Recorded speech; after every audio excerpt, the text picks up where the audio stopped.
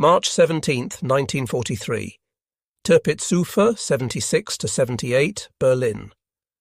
The folder slammed onto the mahogany desk with such force that coffee splashed from Admiral Wilhelm Canaris's porcelain cup, staining intelligence reports that would have meant execution if discovered by the Gestapo.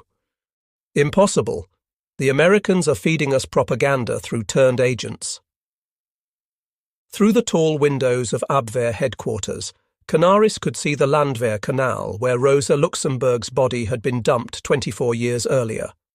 Now, as chief of German military intelligence, he held in his trembling hands a report that challenged not just Nazi propaganda, but the entire mathematical foundation of German victory. According to intercepted communications and reports from agents still operating in Mexico City, the Ford Motor Company's Willow Run plant was producing one four-engine B-24 Liberator bomber every hour. The B-24 Liberator, 1.5 million individual parts, 450,000 rivets, 30,000 separate components assembled into an 18-ton aircraft, rolling off an assembly line faster than Germany could produce a simple Kübelwagen military vehicle. Major Friedrich Wilhelm Heinz, standing at attention before Canaris's desk, had triple-checked the intelligence. The numbers remained the same.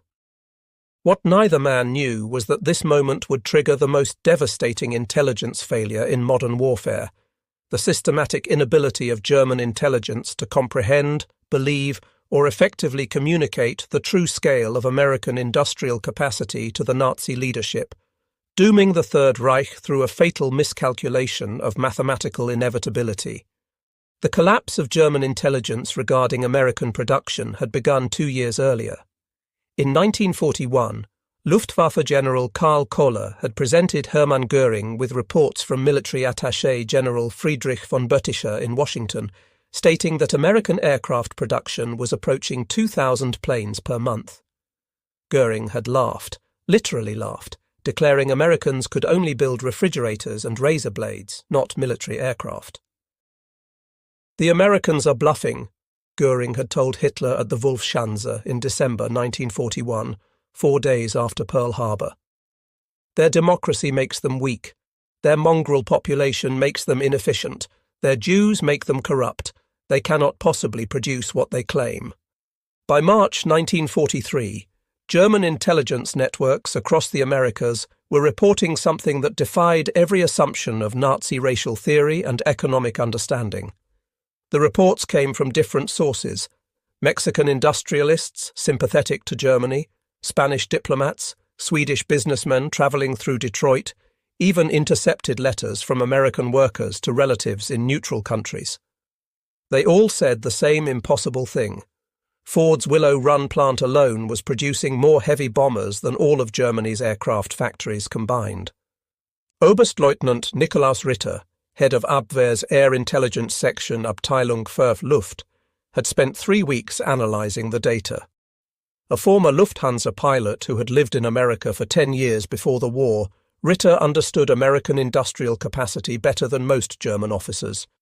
His apartment in Manhattan during the 1920s had overlooked the construction of the Chrysler Building. He had watched Americans erect the world's tallest building in less than 2 years.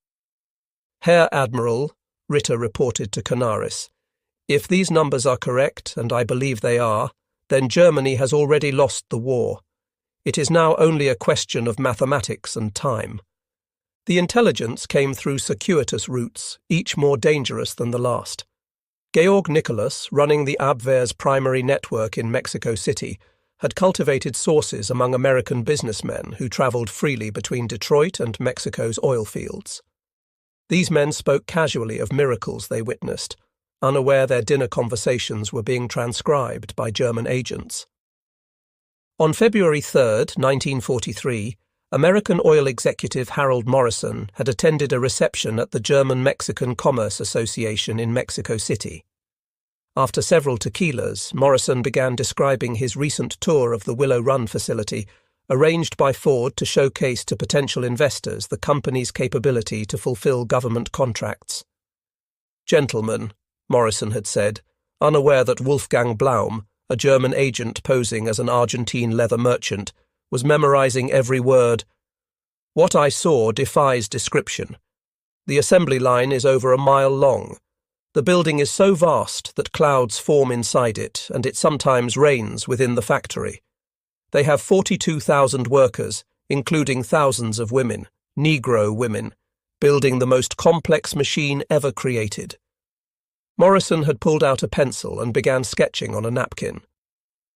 The bomber has 2 bomb bays, each holding 4,000 pounds of ordnance, 4 engines, each producing 1,200 horsepower.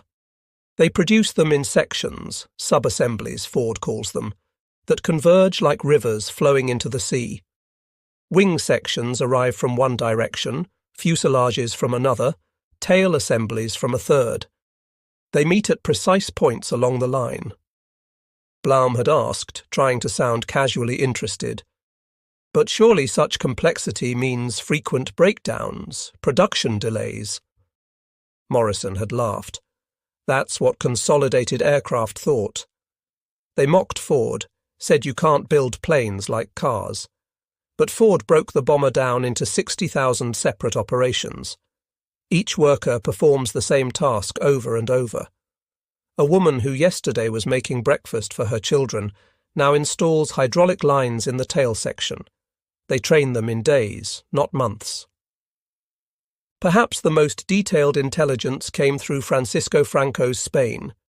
Colonel José Ungría, Spanish military attaché in Washington, maintained close relationships with American aircraft manufacturers while secretly providing intelligence to Germany in exchange for tungsten shipments crucial to Spanish industry. In March 1943, Ungría attended a reception at the Argentine embassy where he met Charles Sorensen, Ford's production chief and the architect of Willow Run. Sorensen, believing he was speaking to a representative of a neutral nation that might purchase aircraft after the war, spoke freely about the plant's capabilities. "Colonel," Sorensen had said, unaware that every word would be in Berlin within 2 weeks, "when I first visited Consolidated's San Diego plant in 1940, they were building B-24s outdoors in the sunshine, each one different from the last, taking 180,000 man-hours per aircraft. I knew we could do better." Ungría had pressed for details, claiming professional interest as a military engineer. Sorensen, proud of his achievement, obliged. "I spent one night in my hotel room in San Diego sketching out the entire production flow. We would build bombers like we build cars, not by having workers swarm over a stationary aircraft, but by moving the aircraft past stationary workers. Each worker would perform specific tasks repeatedly, achieving perfection through repetition." The Spaniard had asked about the workforce challenges of such complexity. "We built an apprentice school that trains 8,000 workers weekly," Sorensen replied. "Women comprise 40% of our workforce. They're actually better at detailed work. Smaller hands for tight spaces, more patience for repetitive tasks. We have Negro workers operating sophisticated machinery. We have boys of 16 managing supply logistics. Democracy, Colonel, means utilizing all available human resources. Through Swedish, Argentine, Japanese, and Turkish channels, German intelligence received consistent reports confirming Willow Run's production rate. Swedish engineer Erik Lundberg visited the plant in March 1943 and reported, "The plant operates with efficiency that defies European understanding. They use 1,600 specialized machine tools, many designed for single operations. The capital investment is staggering, perhaps $200 million for tooling alone." Japanese commander Toshikazu Omai's coded message to Tokyo, intercepted by German intelligence, provided independent verification. "This single factory produces more aircraft monthly than entire Japanese aviation industry." By April 1943, German intelligence had assembled comprehensive data from 17 independent sources, confirming the production rate. The numbers were staggering. Willow Run alone was producing 650 B-24s monthly at peak, with the entire American B-24 production exceeding 1,400 monthly. Desperate for ground truth, Canaris authorized Operation Pastorius, the insertion of saboteurs into the United States via submarine. George John Dash, leader of one of the two four-man teams, had lived in America for 20 years before returning to Germany in 1939. His secret orders from Canaris were to gather intelligence on aircraft production before conducting any sabotage operations. In the early morning hours of June 13, 1942, Dash's team landed at Amagansett, Long Island, having come ashore from U-202 just after midnight. Within days, tormented by the implications of his mission and what he already knew about American capacity, Dash surrendered to the FBI. During his interrogation, Dash revealed something that stunned his American captors. Canaris himself told me that Berlin doesn't believe your production figures. They think Willow Run is propaganda. He wanted photographs, employee counts, shipping records, proof that would force Göring to accept reality. FBI Special Agent Charles Lanman asked incredulously, "They don't believe we're producing a bomber an hour?" Dash laughed bitterly. "Agent Lanman, I lived here. I've seen your automobile factories. I tried to tell them that if Ford could produce a car every minute before the war, they could certainly produce a bomber every hour during it. They accused me of being defeatist." On April 20th, 1943, Hitler's 54th birthday, Canaris personally presented the intelligence to Göring at Karin Hall, the Reichsmarschall's ostentatious hunting estate north of Berlin. The meeting would become legendary among German intelligence officers for Göring's complete rejection of reality. Canaris had brought photographs, intercepted documents, reports from dozens of sources. He spread them across Göring's massive oak table like a dealer showing cards that would lose the game. "Herr Reichsmarschall," Canaris began carefully, "we have confirmation from 17 independent sources. The Ford Willow Run plant is producing one B-24 Liberator every hour at peak production. They achieved this rate consistently since January. Göring, weighing over 280 pounds by this point in the war, picked up one of the photographs showing the assembly line stretching into the distance. "Canaris," Göring said with contempt, "do you take me for a fool? These are obviously wooden mock-ups, props for propaganda. The Americans want us to believe they can build aircraft like sausages. This Willow Run plant probably produces 50 bombers monthly at most." Canaris pulled out another document, an intercepted manifest from the Pennsylvania Railroad showing aluminum shipments. "Herr Reichsmarschall, they're consuming 16 million pounds of aluminum monthly at this one plant. That's more than our entire monthly production." Göring laughed harshly. "Then where do they get this aluminum? From their Negro workers? From their women riveters? Canaris, you've been deceived by American propaganda." A week later, Canaris was summoned to the Wolfschanze to brief Hitler personally. The meeting included Generals Jodl and Keitel and Propaganda Minister Joseph Goebbels. Hitler, studying maps of the Eastern Front where the Wehrmacht was preparing for Operation Citadel, the Battle of Kursk, listened impatiently as Canaris presented the intelligence. "Mein Führer," Canaris said, knowing he was risking his life, "if the Americans are producing 1,400 B-24s monthly, plus equal numbers of B-17, plus their fighter aircraft, plus British production, the aerial bombardment of the Reich will soon exceed our defensive capabilities." Hitler's response was characteristic. "Admiral, the Americans are capable of mass production of simple goods, automobiles, refrigerators, but a bomber is not a car. It requires precision, skill, dedication. When it took us 6 years to prepare for war, they claim to have achieved this in 16 months. It's impossible." General Jodl studied Canaris's figures and made a calculation. "Even if we accept 1/4 of these figures as accurate—" "The figures are false," Hitler interrupted. "The Americans entered the war in December 1941. Building this miraculous factory and achieving this production in such time is impossible." Unknown to Nazi leadership, Canaris had obtained film footage of Willow Run in operation through American intelligence contacts in Switzerland. The film, smuggled via Spanish diplomatic pouches, showed 5 minutes of the assembly line in full operation. Canaris and his deputy Hans Oster watched the film in a locked room in Abwehr headquarters. The camera travelled along the entire mile-long assembly line. B-24s in every stage of construction moved past at steady pace. Workers, men, women, black, white, performed tasks with mechanical precision. A clock visible in several shots confirmed the timing. "My God," Oster whispered. "It's true." Canaris lit the film with his cigarette lighter, watching it burn.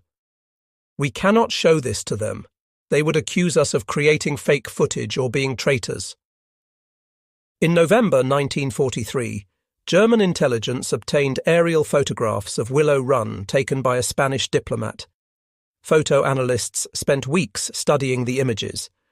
Their conclusions: parking lots contained approximately 12,000 cars, indicating 3-shift operations. Completed B-24s visible at adjacent airfield, 47 aircraft ready for delivery. Assembly line visible through skylights, aircraft spaced exactly as reported. Rail sidings showed dozens of freight cars delivering materials. Hauptmann Werner Zahn wrote, "Photographic evidence confirms human intelligence. Production rate appears accurate. Recommend immediate strategic reassessment." Göring, shown the photographs, dismissed them as clever American photographic manipulation, probably using scale models. Dr. Albert Speer, Hitler's armaments minister and the only Nazi leader with genuine understanding of industrial production, secretly obtained the American intelligence. His diary entry for May 15, 1943, discovered after the war, reveals his despair. "If the Willow Run figures are even half accurate, we face not defeat but annihilation. They produce more aircraft in a month than we do in a year. But I cannot speak this truth. To do so would be my death warrant." Dr. Otto Ohlendorf, head of SD Inland and a trained economist, analysed American economic data. His report to Himmler in December 1943 was stark. The Ford Motor Company's peacetime production in 1941 was 1.1 million vehicles. They have converted this capacity to bomber production. At current rates, by June 1944, the Americans will have produced enough B-24s alone to drop our entire 1940 London bombing tonnage, every single day. On Christmas Eve 1943, Canaris received intelligence showing American production projections for 1944. B-24 Liberators, 18,000. B-17, Flying Fortresses, 12,000. B-29, Super Fortresses, 1,000. Fighter aircraft, 40,000. Total, 86,000 aircraft. Hitler's response when presented these figures: "The Americans claim they will produce more aircraft in 1944 than all nations have produced in all of history. It's absurd." By February 1944, Canaris was removed from his position, suspected of defeatism and treason. His replacement, Walter Schellenberg, was a Nazi loyalist who wouldn't dare contradict Hitler or Göring. But reality couldn't be ignored forever. On February 20th, 1944, Big Week, the American 8th Air Force launched Operation Argument, sending over 1,000 heavy bombers against German aircraft factories. In 6 days, they dropped more bomb tonnage than the Luftwaffe had dropped on Britain during the entire Blitz. Luftwaffe fighter pilot Adolf Galland told Göring, "Herr Reichsmarschall, I've counted over 800 bombers in a single formation. These planes are real, and they're dropping real bombs." On June 6, 1944, over 11,000 Allied aircraft appeared over France. The Luftwaffe could muster fewer than 300 fighters in response. Feldmarschall Hugo Sperl sent a desperate message to Berlin. "The enemy's aerial superiority is absolute. Our intelligence was correct. We were deceived not by the Americans, but by ourselves."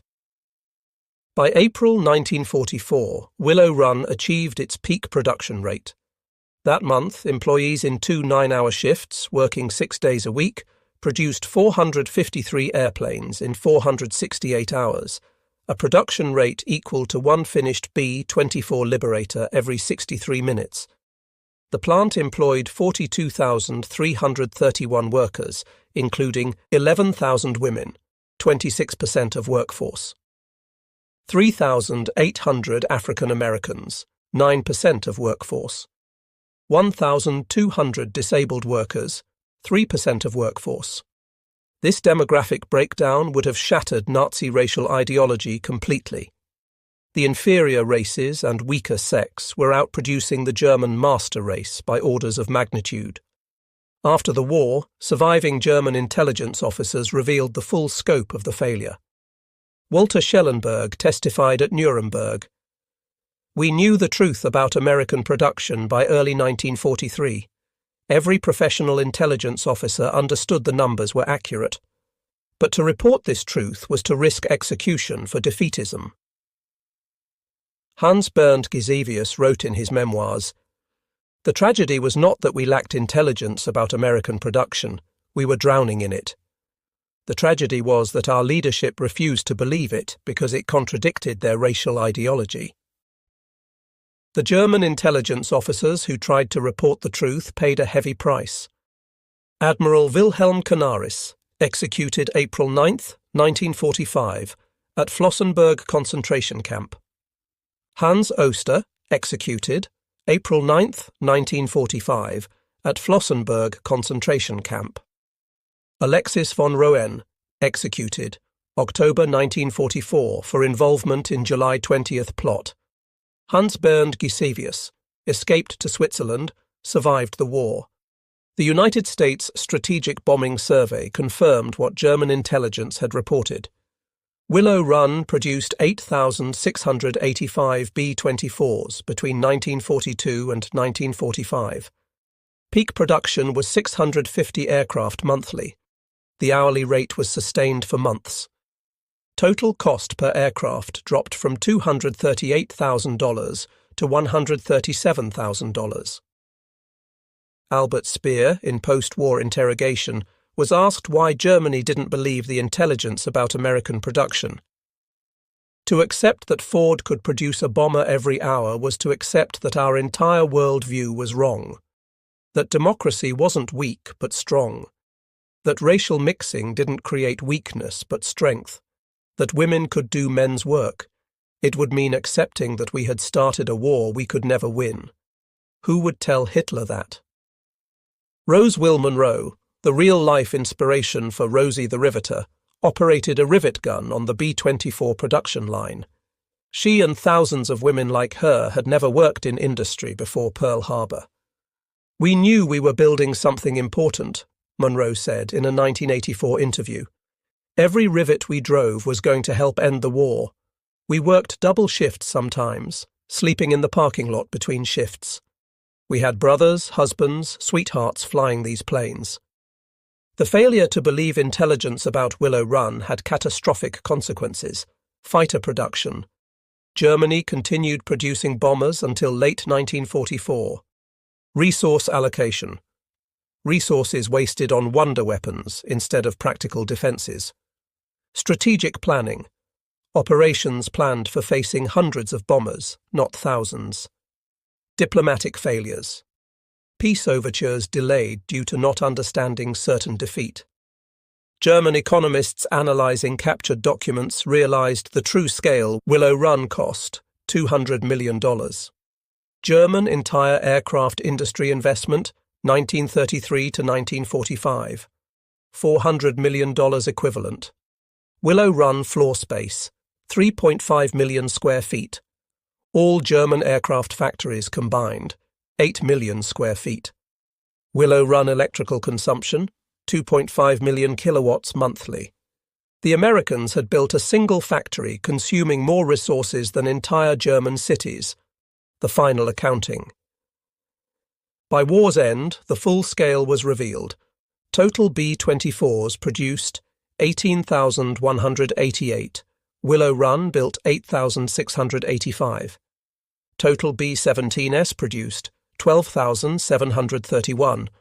Total American aircraft produced 1940 to 1945, 303,717.